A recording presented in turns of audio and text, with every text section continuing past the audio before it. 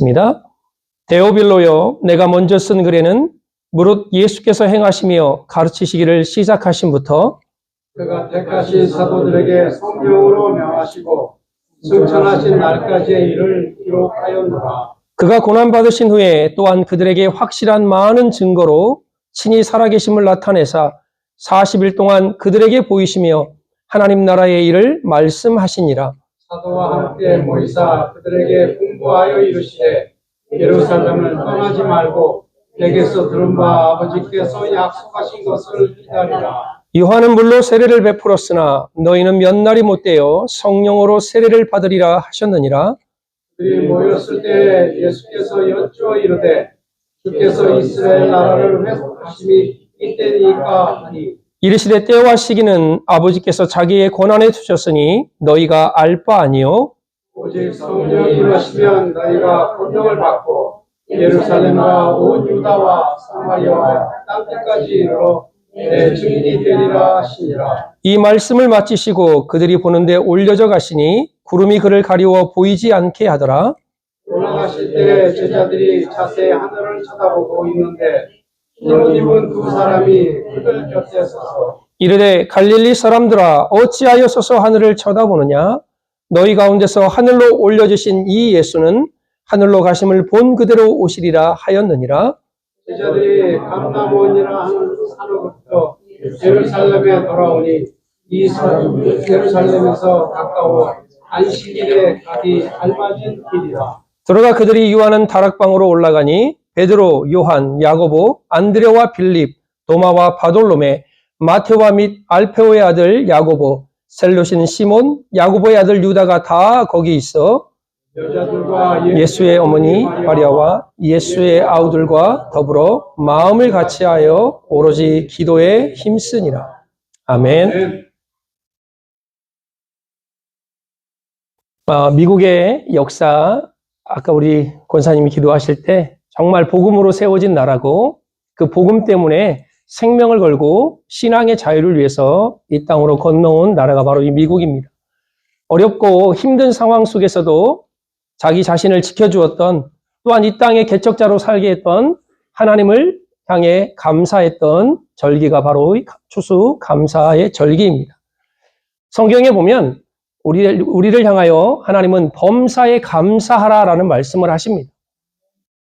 근데 가만히 제가 이렇게 신앙생활을 해보고 목회를 해보니까 범사에 감사하라, 이거는 주님의 명령입니다. 근데 그 명령은 당연히 우리가 지켜야 되지만 솔직하게 범사에 늘 감사하는, 모든 일에 감사하는 사람이 얼마나 될까요? 그런데 그 중에서도 물론 100% 다 할 수는 없겠지만 그래도 잘 범사에 감사하는 사람들을 이렇게 보니까, 목회를 하면서 보니까 답은 이거더라고요. 기도로 하나님 앞에 늘 준비된 자, 하나님의 말씀을 붙들고 그렇게 살아가려고 몸부림치며 준비된 자. 오늘 우리 자매님 찬양이 너무 은혜가 됐는데 하나님을 찬양하며 그 찬양 가운데 기쁨을 회복하려는, 오늘 카톡방에 나왔던 내가 매일 기쁘게 순례의 길 행함은 주의 영이 나와 함께합니다. 내가 기쁘게 순례의 길을 걸어가는 그 찬양과 하나님을 향한 기도와 말씀이 살아있는 준비된 자에 의해서 범사에 감사하는 일이 더 많더라는 것입니다. 전에 제가 이게 축구를 제가 좋아하는데 축구를 하다 보면 어쩌다 한번 나온 분들이 꼭 오면 다쳐요. 그래서 왜 그런가 이렇게 봤더니 오랜만에 나와가지고 막 이 흥분을 감출 수가 없어. 그래서 그냥 손흥민이 되고 차범근이 되는 거예요. 그래서 그냥 골은 몇 골을 늘 자신이 있는 거야. 그러니까 준비 운동도 안 하고 필드로 들어가서 막 뛰다가 허걱하고 막 다리가 부러지거나 인대가 늘어나거나 아니면 삐거나 그러고 나옵니다. 운동을 평상시에 많이 하신 분들은 준비 운동을 충분히 합니다. 제가 전에 한번 집에 침대에서 갑자기 훅 일어나다가 훅 하고 허리를 한 일주일간 못 쓴 적이 있어요. 그래서 제가 어떤 분에게 그 얘기를 했더니, 목사님, 침대에서도 일어날 때 그냥 팍팍 일어나면 안 돼요. 어떻게 일어나야 되는데요? 눈을 딱 뜨고 내가 잠에서 깨면 내 몸에게 말을 해야 된대요. 나 이제 일어난다. 나 일어날 거야. 나 이제 일어날 준비가 되어져 가고 있어. 말을 하고 몸을 조금씩 움직여야 된대요. 허리도 이렇게 움직이고 다리도 이렇게 좀 움직여주고 팔도 움직여준 후에 그 준비가 끝난 뒤에 몸을 일으켜야 허리를 다치지 않거나 몸에 무리가 안 간다는 말을 들었습니다. 그때부터 제가 일어날 때는요, 바로 안 일어나요. 눈 딱 뜨면 나 일어난다. 그리고 허리를 이렇게 움직이고 팔도 움직이고 다리도 움직입니다. 우리가 추수의 결실을 맺을 때 누구나 다 풍성한 결실을 원합니다. 그러려면 먼저 준비를 잘 해야 돼요. 저희 집에 고추, 상추, 오이 화분에다 심거든요. 밭이 없으니까. 그런데도 그 화분에다 심는 그 고추, 오이, 상추도요. 얼마나 준비를 시키는지 몰라요. 우리 부인께서. 코스트코 좀 가야 돼요. 왜요? 흙 싸야 된대요. 그럼 흙을 몇 푸대를 사가지고 와요. 화분 좀 큰 거 없니? 큰 걸 갖다 주면 좀 더 작은 거 없니? 그럼 또 이거 준비하고 저거 준비하고. 그럼 고추가 또 바람에 흔들리면 안 되니까 지지대를. 그리고 길 가다가 무슨 대나무 숲만 보면 저거 좀 꺾었으면 좋겠다 그래요. 대나무 지지대를 받쳐야 되니까. 또 얘가 또 잘 자라도록 영양제를 좀 샀으면 좋겠대요. 또 영양제를 사요. 어느 날 보니까 이상한 벌레들이 와가지고 잎을 다 먹어요. 그래서 그 또 잎을 없애는 그 트랩을 또 홈디포에 가서 사서 또 다뤄놓고 얼마나 준비가 많은지 몰라요. 더운 날 아침마다 일어나서 물 줘야 되죠. 그런데 그런 준비가 없이, 그런 노력이 없이, 그런 애씀이 없이 우리가 무엇을 얻는다? 그것은 안 될 말입니다. 제가 오이를 너무 좋아하고 고추를 너무 좋아하고 상추를 너무 좋아하기 때문에 군말 없이 해요. 왜? 내가 먹을 거니까. 하나님이 우리에게 영적인 열매, 영적인 추수의 열매를 줄 때도 마찬가지예요. 내가 기도로 심지 않으면 하나님의 응답이 없어요. 내가 하나님의 말씀을 보지 않는데 어떻게 우리의 삶에 하나님의 능력이 나타납니까? 내가 주님을 찬양하지 않는데 어떻게 내 매일매일의 삶이 기쁨이 있을 수 있겠습니까? 하나님의 나라도 하나님의 역사도 그냥 나타나지 않습니다. 노아는 모든 인생이 그들을 조롱할 때 나로 인하여 하나님의 말씀으로 인하여 하나님의 놀라운 역사가 일어날 것을 기억하며 방주를 준비했습니다. 에스더를 보십시오. 한 나라 민족이 멸망당할 위기에 내가 여기에 있는 이유, 하나님이 나를 여기에 준비시킨 이유를 그녀가 알고 죽으면 죽으리라 금식하며 하나님 앞에 나아갔습니다. 요셉을 보십시오. 우리의 삶이 계획한 대로 풀릴 것이 어디 있습니까? 이렇게 됐으면 좋겠는데 꼭 이렇게 되고, 이렇게 되면 좋겠는데 또 이렇게 되고, 그 풀리지 않는, 계획대로 풀리지 않는 삶의 계획 속에 요셉을 통하여 이스라엘 민족을 살리실 하나님의 그 은혜를 기억하며 그는 절대로 꿈을 포기하지 않았습니다. 아브라함을 보십시오. 그를 통하여 여호와 이레 하나님께서 준비시킨다는 은혜를 경험하지 않습니까? 사도행전 28장을 다 읽어가다 보면요. 하나님의 놀라운 역사가, 하나님의 놀라운 은혜가 보이게 됩니다. 그런데 하나님은 그 역사와 은혜를 이루시기 전에 반드시 하나님의 사람들을 준비시키셨습니다. 추수감사절, 우리가 감사의 열매, 추수의 열매를 맺기 전에 먼저 하나님이 주시는 준비된 사람들로 우리는 세워져야 할 것입니다. 사도행전은요, 사도들을 통해서 성령에 의해 행하신 예수님께서 하시는 계속되는 말씀과 행동들이 사도행전의 핵심입니다. 오늘 본문 읽었던 사도행전 1장이 이후에 28장까지 이어지는 그 놀라운 하나님의 역사의 원동력이 이 안에 담겨져 있습니다. 그렇다면 이 땅에 존재하는 모든 교회들, 그리고 우리 필그림교회와 피스교회도 마찬가지로 하나님께서 하나님의 놀라운 역사를 이루시고 은혜를 경험케 하시기 위해서 이렇게 준비시키셨다면 우리 또한 하나님의 사람들로 이렇게 준비되어져야 될 것입니다. 그 첫 번째가 뭐냐? 복음으로의 준비입니다. 오늘 누가는 1장 1절에 보면 데오빌로요, 내가 먼저 쓴 글에는 무릇 예수께서 행하시며 가르치시기를 시작하신부터라는 단어로 1장 1절을 출발합니다. 누가가 쓴 사도행전 기록자가 누가죠? 먼저 쓴 글은 뭡니까? 바로 누가복음입니다. 마태복음 4장 23절에도 말씀이 있지만 예수님께서 이 땅에 오셔서 하셨던 세 가지 큰 사역이 있습니다. 오늘 우리 제자행 때도 배울 거지만 그 사역이 뭐냐? 첫 번째로 예수님은 이 땅에 오셔서 가르치셨습니다. 그리고 천국 복음을 전파하셨습니다. 그리고 병든 자와 약한 모든 자를 치료하셨습니다. 이게 바로 사복음서가 증거하는 예수님의 사역입니다. 그렇다면 예수님의 사역이 복음이 이런 일을 하고 있다면 교회도 반드시 이 세 가지의 사역이 회복이 되어져야 됩니다. 뭐냐? 가르치고, 뭘 가르칩니까? 하나님의 말씀을 가르치고 하나님의 복음 예수 그리스도가 증거가 되고 모든 약한 것과 병든 것을 치유할 수 있는 영적인 능력을 회복하는 것, 그거 바로 복음입니다. 그 복음을 우리는 준비해야 될 것입니다. 아멘.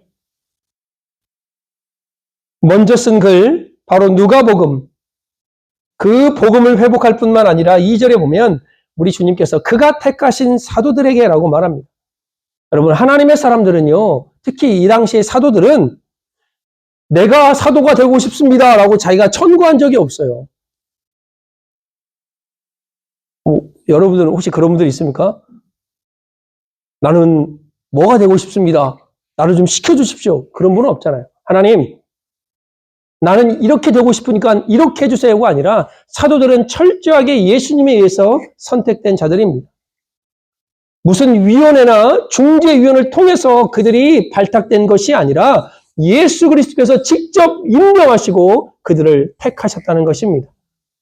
요한복음 15장 16절에 보면 너희가 나를 택한 것이 아니요 내가 너희를 택하여 세웠나니 이는 너희로 가서 열매를 맺게 하고 라고 말합니다. 그렇다면 택한 자들의 특징은 뭡니까? 바로 증인입니다. 오늘 3절에 보면 그가 고난받으신 후에 또한 그들에게 확실한 많은 증거로 친히 살아계심을 나타냈다라고 말씀합니다. 우리는요, 복음의 증인들이에요. 그러면 그 증인들이 할 말이 뭐냐? 사실을 말해야죠. 거짓을 말하면 위증죄로 처벌을 받습니다. 증인은 보고 들은 사실을, 본 것을 말하는 사람들이 증인입니다. 무슨 증인입니까? 예수님이 죽으셨고 예수님이 살아나셨다. 여러분, 복음은 어려운 게 아닙니다. 복음은 힘든 메시지가 아닙니다. 예수님이 나를 위해 죽으셨고 그분께서 나를 위해서 다시 살아나셨다라는 그 메시지가 복음의 핵심입니다. 오늘 4장 4절 5절에 보면 우리 주님께서 말씀하십니다. 너희가 예루살렘을 떠나지 말고 약속하신 것을 기다리라 라고 말합니다.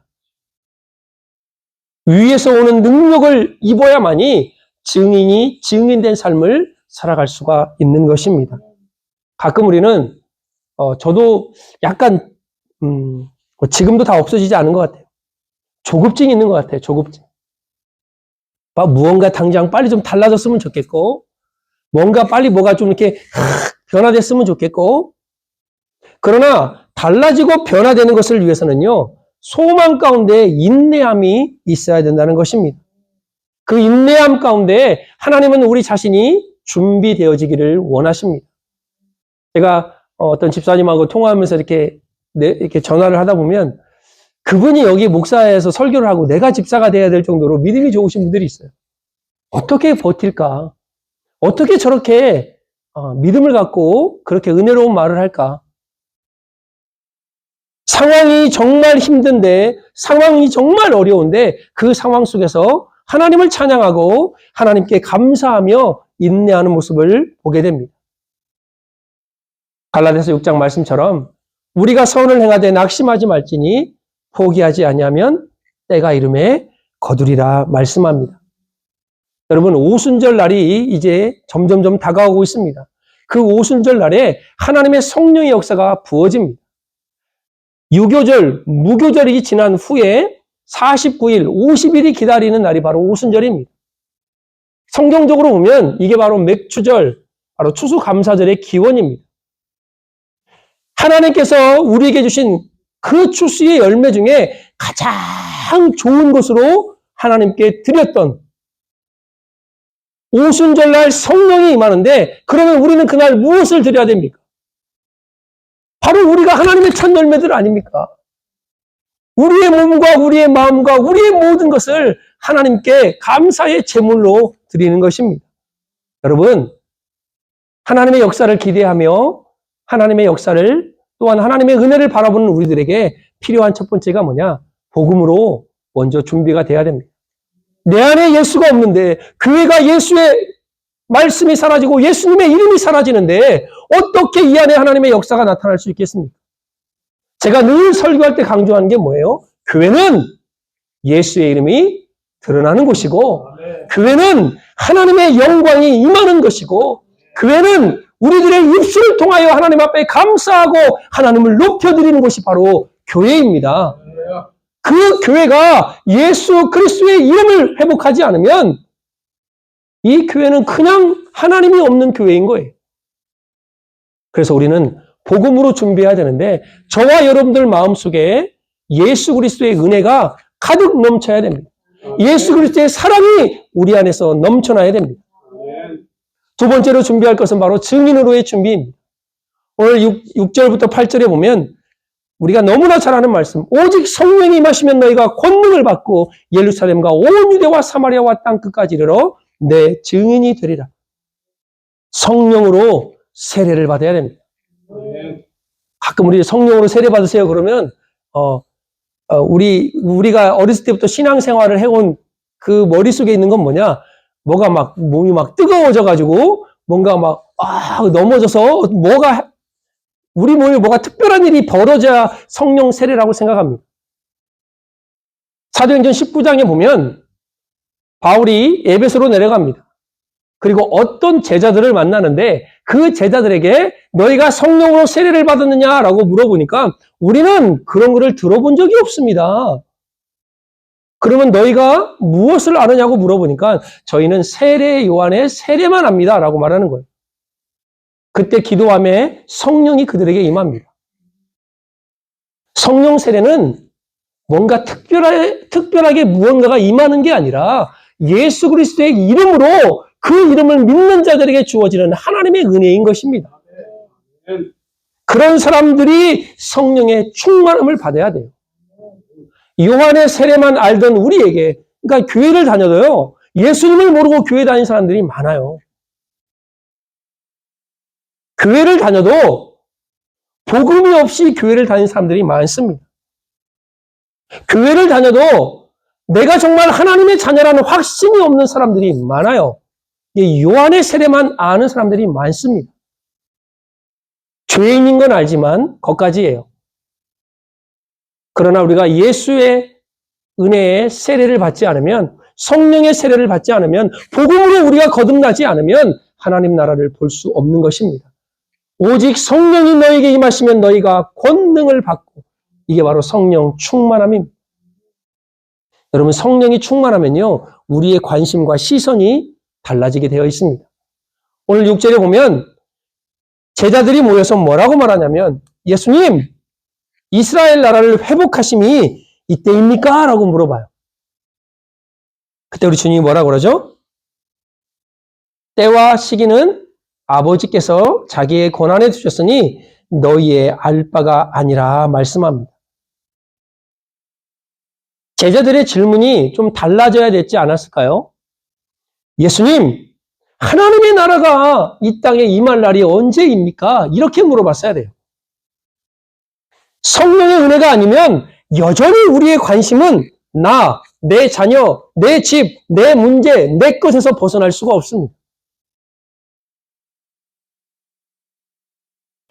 하나님은 우리에게, 예수님은 우리에게 먼저 그의 나라와 그의 의를 구하라. 그리하면 이 모든 것을 너에게 더하여 주신다고 말씀해 주셨습니다.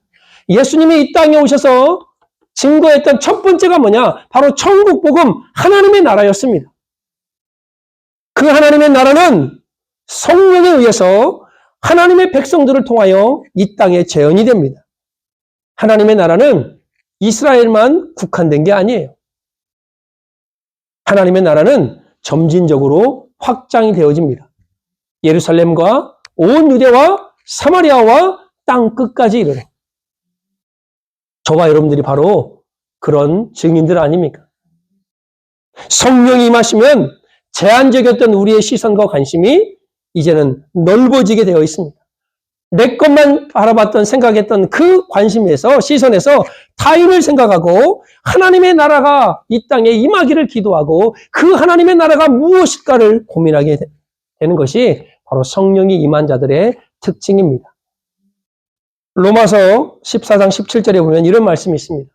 하나님의 나라는 먹는 것과 마시는 것이 아니요 오직 성령 안에 있는 의와 평강과 희락이라. 즉 하나님의 나라는 신학적인 용어지만 already but not yet. 이미 하나님의 나라가 이 땅에 임했습니다. 그러나 아직 영광스러운 하나님의 나라를 우리는 아직 체험하지 않고 있습니다. 그러나 하나님이 오늘 로마서 말씀을 통해서 뭐라 말씀하시냐면 여러분의 믿음을 통하여 성령의 은혜를 통하여 각자 현재 자기의 상황에서 하나님의 나라를 경험할 수 있다라고 말씀하고 있는 것입니다. 예수님께서 이 땅에 재림하실 때 하나님의 나라는 모든 백성들에게 부여될 것입니다. 그러나 먼저 또한 우리가 이 땅에 살아가면서 누릴 수 있는 영적인 실체이기도 합니다. 여러분, 증인으로의 준비는 우리 주님의 지상 명령이었습니다. 사도들뿐만 아니라 예수 그리스도의 복음을 가진 모든 이들에게 주어지는 하나님의 메시지가 오늘 사도행전 1장 8절의 말씀입니다. 마지막으로 우리가 준비해야 될 세 번째는 바로 기도입니다. 오늘 14절에 보면 여자들과 예수의 어머니 마리아와 예수의 아우들과 더불어 마음을 같이하여 오로지 기도에 힘쓰니라 말씀합니다. 우리 주님은 이미 복음서에서 기도 외에는 이런 유가 나가지 않는다라고 말씀했었습니다. 또한 그 기도를 몸소 우리 주님께서는 금식으로 새벽을 깨워서 밤을 지새워 기도했던 분이십니다. 겟세마네 동산에서 땀방울이 핏방울 내도록 기도하신 분이 우리 예수님이십니다. 여러분, 교회가 세워지고 든든하게 나아가기 위해서 우리 개인의 모든 신앙이 성장하기 위해서 우리의 영성이 강해지려면 반드시 기도가 필요합니다. 데이비드 제레마이아 목사님이 쓴 책에 생명이 있는 그리스도인의 삶이라는 책에 이런 예화가 있습니다. 하루는 아기 낙타가 엄마 낙타에게 이런 질문을 합니다. 엄마, 나는 왜 커다란 발가락이 3개나 있어요? 그러니까 엄마가 이렇게 말합니다. 사막을 건널 때 모래더미 위에서 미끄러지지 않기 위해서 그런 튼튼한 발톱이 있는 것이란다. 또 이 아기 낙타가 질문합니다. 그럼 우리 눈썹은 왜 이렇게 긴 거예요? 그건 말이지, 사막을 걷는 동안 모래가 우리 눈에 들어오지 않도록 막아주는 것이란다. 엄마, 마지막 한 가지 더요. 우리 등에 있는 이 혹은 뭐예요? 사막을 건널 때 바로 우리가 물이 없을 때 그 물을 저장해서 할 수 있는 그런 혹이란다. 우와! 이런 발톱, 눈썹, 등의 혹 정말 짱이에요, 엄마. 그런데 우리는 왜 동물원에 갇혀 있죠? 발톱, 눈썹, 등의 혹 어디로 가야 됩니까? 현장으로 가야 되는 거예요. 사막이 있어야 그것들이 필요한 거예요. 우리가 하나님을 믿고 교회에 다니고 예수 그리스도의 복음의 증인으로 살아갑니다. 근데 교회에만 머무르면 안 된다는 거예요. 교회에서만 크리스찬이고 교회에서만 교인이고 교회에서만 직분자가 되면 안 된다는 것입니다. 우리 삶으로 보여줘야 돼요. 1960년대, 70년대에 코미디계를 완전 휩쓸었던 우리 서영춘 씨, 고 서영춘 씨가 있습니다. 그분이 노래했던 그 노래가 어렸을 때 제가 또 많이 불렀던 것 같아요. 이거다 저거다 말씀. 산에 가야 보물 잡고 물에 가야 고기 잡고 인천 앞바다에 사이다가 떠 있어도 고프 없으면 못 마십니다. 이렇게. 그 노래 한 번쯤은 아마 들어보셨을 거예요. 물론 역사적인 배경이 있긴 해요. 인천 앞바다에 왜 사이다가 떴는지 그걸 물어보신다면 또 역사적인 얘기를 해야 되니까 길어집니다. 근데 저는 이것을 이렇게 해석했어요. 아무리 좋은 것이 있어도 그것을 얻기 위해 내가 준비하지 않고 바라지 않는다면 그것은 내 것이 될 수 없는 것입니다. 하나님의 역사도 우리 필그림 교회 부흥도 우리의 영적인 성장도 우리가 준비하지 않으면 그것들은 결코 올 수가 없다라는 것입니다. 함께 기도해야 돼요. 복음으로 준비되고 증인으로 준비될 뿐만 아니라 기도로 준비하셔서 하나님의 은혜를 우리가 직접 바라보기를 주의 이름으로 축복합니다. 누가 해주는 게 아니라 내가 해야 돼요, 내가. 목사님 왜 이렇게 저에게 부담을 주십니까? 그런데요, 세상이 주는 부담은요, 힘이 들어요. 우리 가장에 어깨에 눌린 무게, 아니면 세상에 나가서 우리가 직장 생활하는 무게, 세상이 주는 부담감은요, 힘이 들죠. 언제까지 목표 이것을 이루십시오. 그러면 직장에서 또 그걸 이루어야 되잖아요. 그러나 영적인 부담감은 가질수록 내게 유익입니다. 기도하십시오. 부담? 영적인 부담으로 느끼면 돼요. 하나님께 헌신하십시오. 영적인 부담으로 느끼면 돼요. 이것이 육적인 부담으로 느끼니까 내가 힘들고 내가 그냥 주저앉는 거예요. 세상의 욕심은 가질수록 사람이 참 추해집니다. 완악해지고. 그러나 영적인 욕심은요, 가질수록 풍성해집니다. 내가 옆에 있는 이 권사님보다, 이 장로님보다 1분 더 기도 더 많이 하리라, 이런 욕심. 제가 전에 한번 말씀드렸나요? 제가 한국에 있을 때 제가 부목사를 한 10년 있었던 교회 참 존경하는 목사님이에요. 늘 금식하며, 교회에서 철야하며. 근데 이분이 어느 날 새벽 기도 때, 설교 중에 이런 말씀 하시더라고요. 제가, 잠이 없으셔. 하루에 3, 4시간밖에 안 자요. 본인이 새벽 4시에 일어난대요. 12시나 1시에 자서. 그래요? 제가 그 얘기를 듣고 이 가슴에 뭐가 팍 꽂혔어요.